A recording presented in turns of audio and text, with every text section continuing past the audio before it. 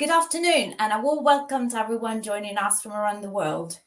Today's event is coming to you live from both London and Athens.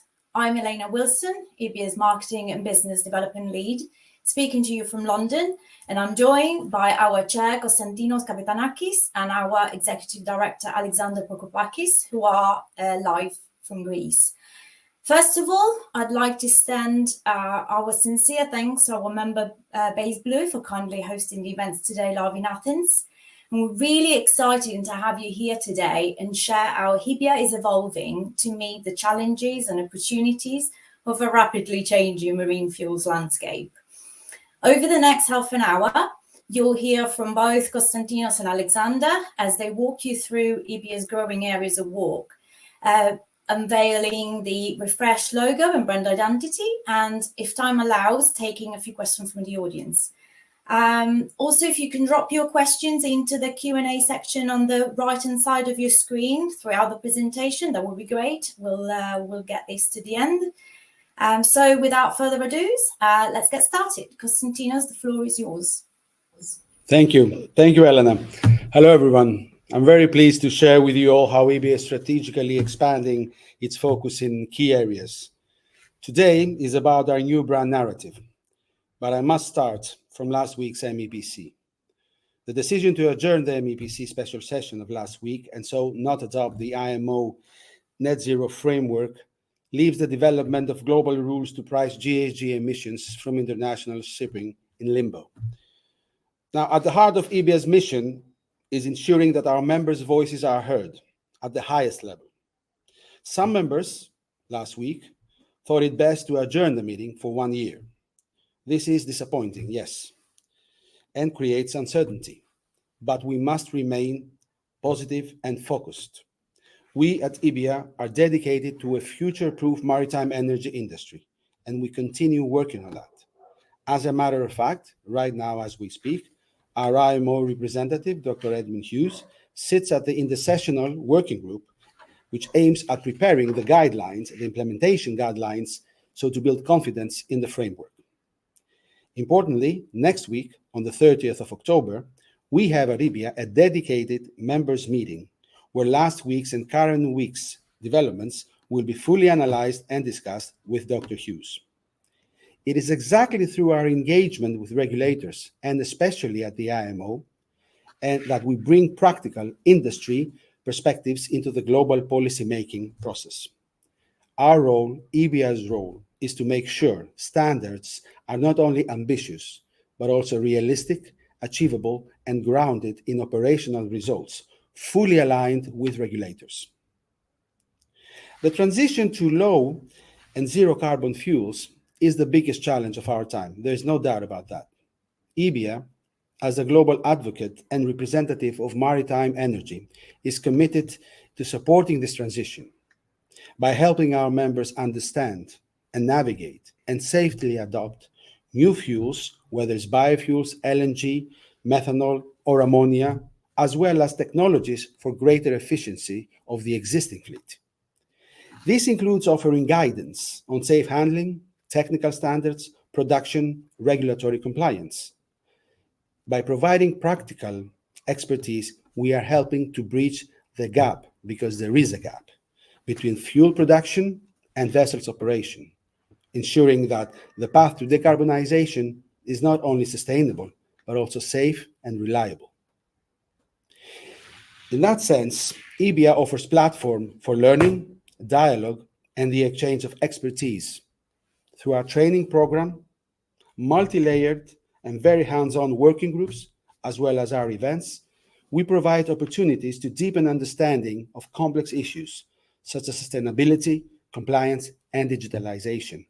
By sharing knowledge, real knowledge, not shallow cliches, but real knowledge, we help build capacity, raise standards, and foster collaboration. One of our great strengths is the depth and breadth of expertise across our membership. We make that expertise accessible through our board, our global board, our regional boards, and our working groups, as well as our secretariat. By connecting people with the right knowledge and guidance, IBIA ensures that members are supported wherever they are in the world. Because IBIA, ladies and gentlemen, is about connection. We bring together stakeholders across the entire marine energy supply chain, where we can form partnerships, exchange ideas, and explore business opportunities. Now, whether at our annual convention coming up, our regional forums, or our flagship networking event, our annual dinner in London, we unite the global community in a way that strengthens relationship. These connections are critical. Finally, the last few years, you all have noticed that IBIA has expanded its reach to include all sectors of the marine energy industry. This broadening of our membership is a strategic top priority for us and will continue so as we work to ensure that every voice within the marine fuel ecosystem is represented. A bigger, stronger, and more diversified IBIA means greater influence, richer collaboration, and a more unified industry approach for the challenges ahead. We bring perspectives together. We align interests. True leadership lies in a fine balance crucial in shipping. The ability to think long-term while delivering in the present, but always with the eye on regulations and regulators and the whole of our industry. Back to you, Elena. Thank you, Konstantinos. As you've just outlined, these are truly exciting times for not only for IBIA, but for the entire marine fuel industry as it navigates transformations. Before we move on to vision and strategy with Alexander, we'd like to share something very special with you all. Over the years, IBIA's visual identity has evolved alongside the industry, and today we are very proud to unveil our new refreshed logo and brand identity. So let's take a look at a short video that shows the journey of our brand and how we represent both our pride history and our future ambitions.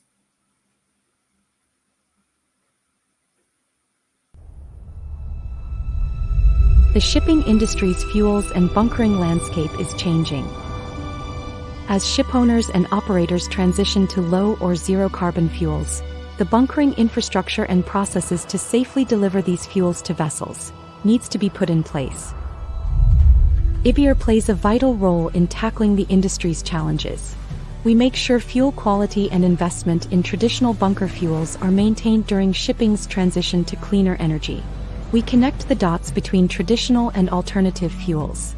And we work across the industry to ensure that low and zero carbon fuels are produced, supplied, and delivered safely with the right infrastructure, the right quality, and careful planning every step of the way. We can only achieve this through the active participation of our industry. Founded in 1993, our membership now spans over 70 countries, representing every aspect of the marine energy supply chain.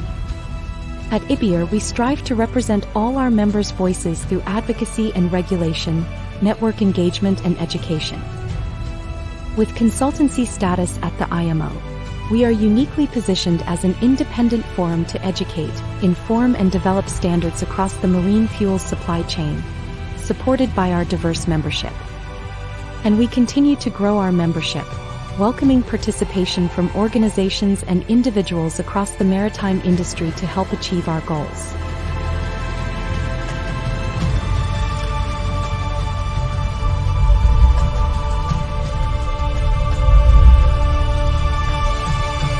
IBIA, the voice of the global marine energy supply chain.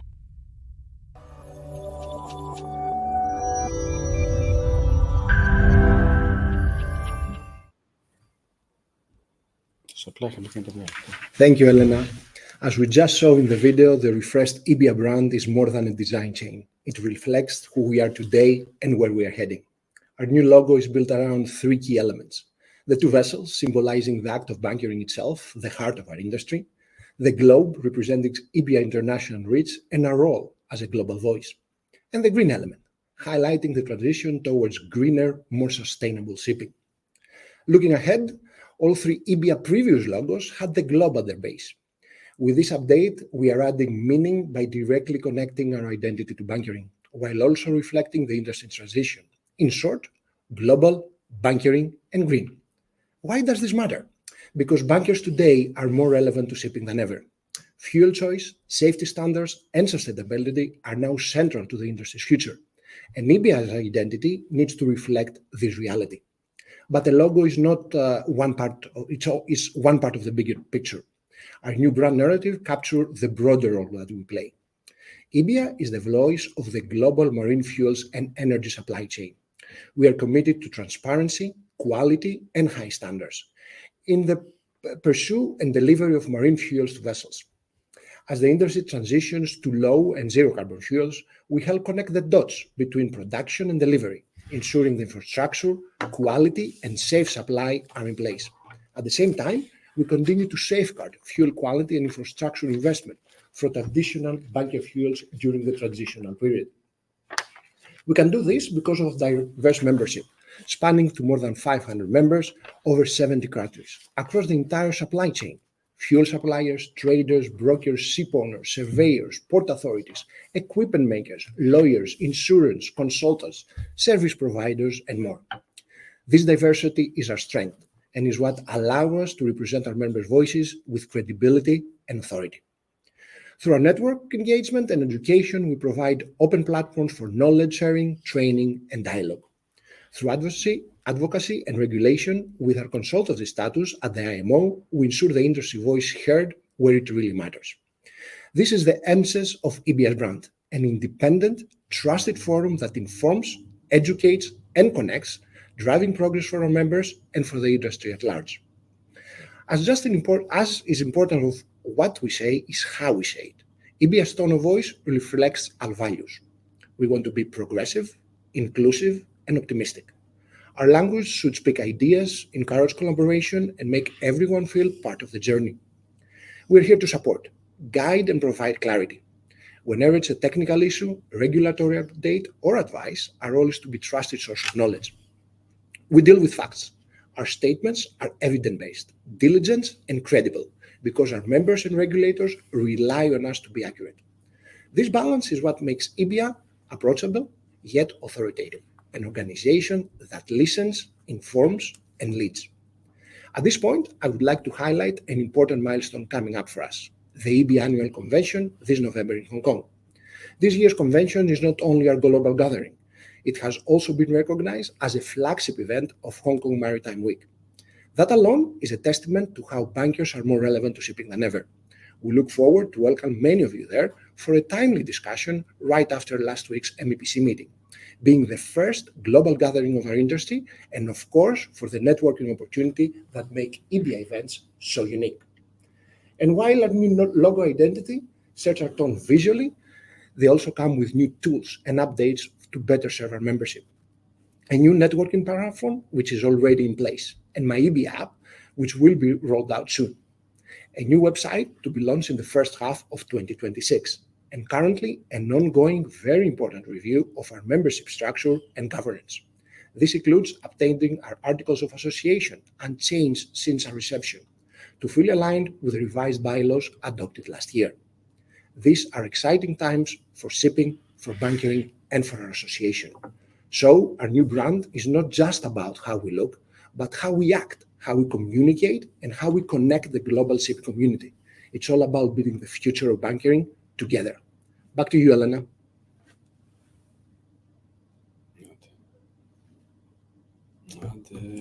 You're muted, Elena. Apologies. Thank you, Alexander. We'll now take a few questions from the audience.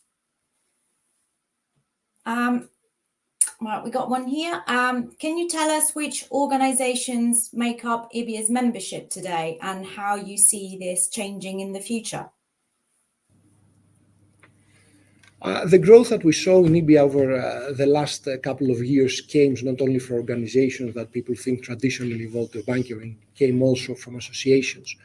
As bankers are more relevant to shipping than ever, we see associations coming along with us in order to support this transition for shipping. This will continue to change and evolve, but on this point, I want to tell to our membership that the soul of what IBIA does, supporting the industry, is not going to change. We just need to adapt, like our members do, to the new reality. So how this will change in the future, if what we see the last 2 years will be the same, I don't know if Konstantinos wants to add anything on the membership. Yes. Just to add on to what Alexander has very well described, organizations vary, whether you're talking about NGOs or industry associations, or you're talking about commercial companies or corporations. Then we do see a great expansion recently. And I think the fact that we use this much coveted consultative status at the IMO is a spearhead of that, in the sense that people realize that through this presence and through our vocality in all decision-making fora, they can be present as well. The fact remains that we are expanding more our membership base, but all of the newly entered members are indispensable links of the same chain, the maritime energy chain, whether they are on the selling side, the buying side, or the service side is irrelevant. What matters is that people have learned to respect each other, to listen to each other, and IBIA is such a safe place where all such voices are heard. Thank you both.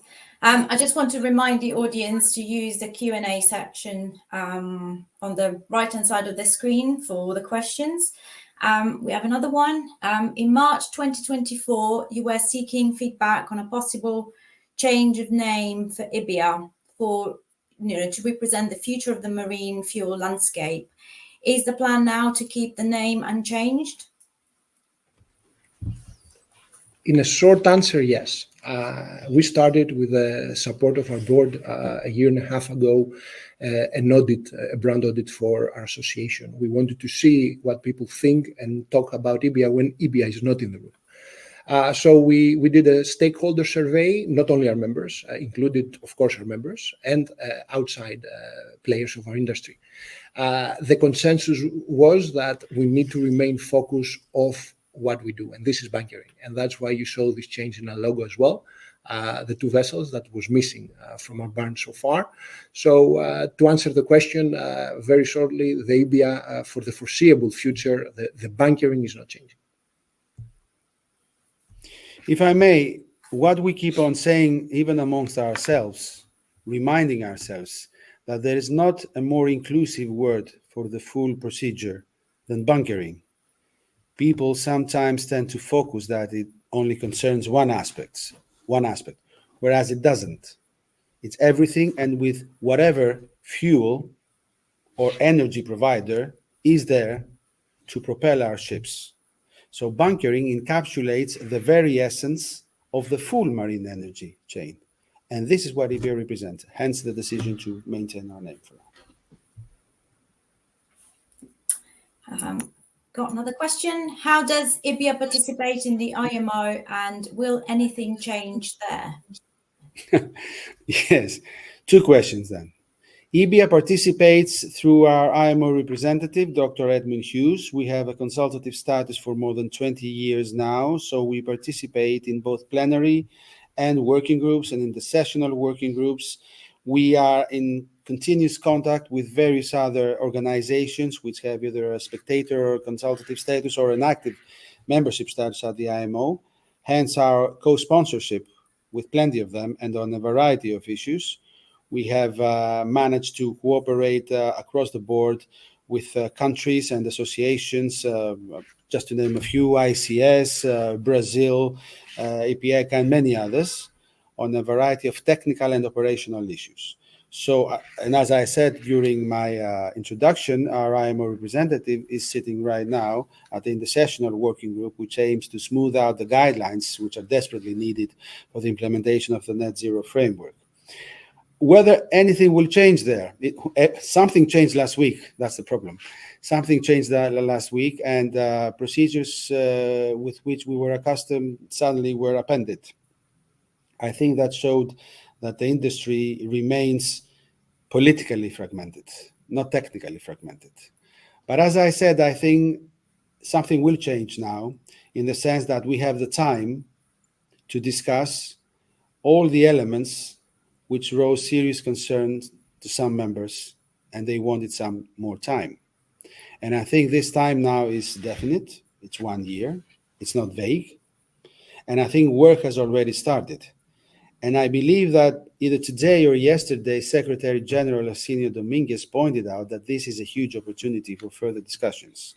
So hopefully, what will change is the, let's say, mentality that it's them and us. It's all us. And discussions and differences will be ironed out surely and hopefully. Thank you both. What can IBIA offer its new members, and how will that benefit the existing members? Knowledge, information, and networking. Surprisingly for us, when we did the audit, networking is a big part and what is important for our membership. That goes hand in hand with information and IMO representation, because the access that we have and the open dialogue we have with our working groups, I think, is something unparalleled in our industry.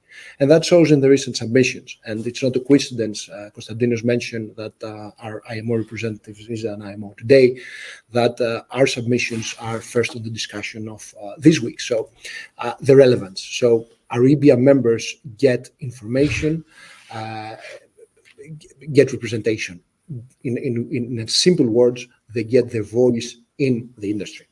What the current members will do, apart from the same that goes for all our membership, collaboration. We are firm believers that we need collaboration for the years to come. We said it whenever we get the chance that IBIA is fuel agnostic. We just want progress in the safe matters with the regulations in hand. So this is important for our members, and they're going to be continue getting that information, collaboration, and networking. Brilliant. Can you say a little more about what you will discuss at your meeting on the 30th of October? And in relation to IMO, how does IBIA intend to spend the next 12 months before the next vote on the net zero framework? Okay, good question. Next week is going to be a full recap of what transpired during the special session of the MEPC last week and what is evolving this week in the session on the working group. So Edmund Hughes will walk us through of what happened. Members of the board are already present in the plenary as well. And we will take questions. We will set out in a very simple but encompassing and comprehensive way of the dynamics which played out, because there were various dynamics played out. So everything one needs to know on the special session and on this week in the sessional working group will be described and analyzed by Edmund and, of course, whoever from our members wishes to speak. Now, what will IBIA's position be in the next 12 months? I'll give you a small example, which is right from the ground. Now, IBIA has co-sponsored with ICS, the International Chamber of Shipping, the following: the proposed methodology for rewards for use of zero near zero fuels, technology, and energy sources. This is currently being considered. I repeat, this is for the rewards. So whoever uses this zero or net zero fuels, technologies, and energy sources will be rewarded under a specific scheme. Now, following presentation of the methodology by our co-sponsors, ICS, the chair of the meeting noted that the message of the proposal was clear. Keep it simple. This is our rationale. This is where we come. As Alexander said earlier, we are basing our story, our narrative on facts, not sensationalism, not politics, not commercial interests, on facts and technologically sound steps. So what IBIA will do is continue and increase the collaboration and synergies with other associations, with other companies, and of course with the full range of our membership in order to satisfy the concerns and provide as many details, practical details as possible, so that the framework is finally voted next year.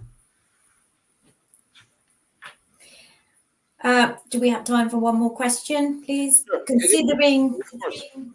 Considering varying regional regulations, how does IBIA help its members navigate compliance challenges in the global energy transition? Yes, that's going to be a tough one for everyone. I come from a shipping background, so shipping buying background. So I represent a shipping company, and I can tell you that it's a big headache, because the fear is that now with this pause button, even for 1 year or for at least 1 year, regional regulations may multiply, and that already creates huge operational, technical, and commercial challenges. Fuel EU is a huge challenge. Fuel ETS was last year. Now, we think that these type of regulations may proliferate. Already some countries are talking about implementing their own. What IBIA will do is provide full and accurate updates on these type of regulations. And this is being done by the following ways. First, from our working groups, because we have the Future Fuels working group, which I coincidentally also chair. We have the technical working group. We have digitalization working group. We have working groups which focus on this type of regulations. Second, through our regular bulletins, which go out to all of our members every 15 days, if I'm not mistaken. And third, through our events, during which we discuss all types of the developments. Now, how will we actually help our members navigate compliance challenges? Well, we are here to answer any possible question or concern. We're not here, obviously, to offer commercial advice as to the preferred options each member might wish to go after. But IBIA's duty is to provide the full palette of the options available, of the lawful and regulatory options available for each member. And mind you, IBIA has 5 regional boards. We have Asia, Africa, the Middle East, Americas, and Europe. Each of these 5 regional boards is an expert body on its own. Each regional board contains experts from a wide range of professions within the shipping industry. And each regional board chair sits at the global board. So there's nothing that we will be missing, I'm sure.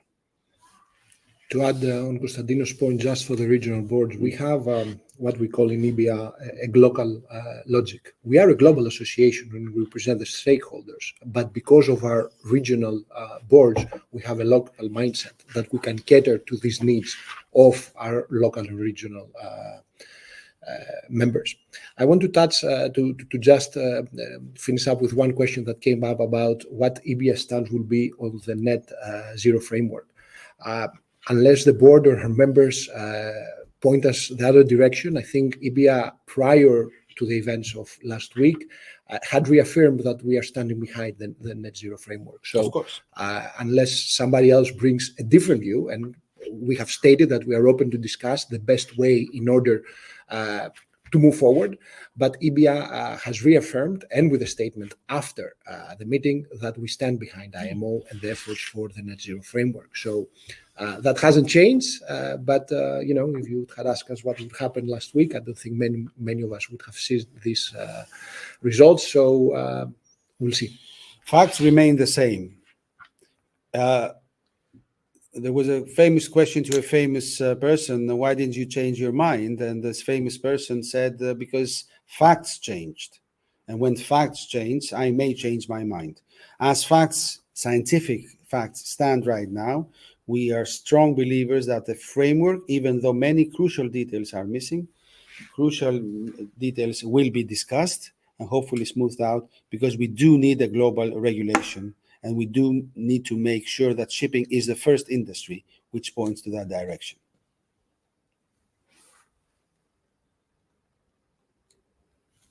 You're muted, Elena.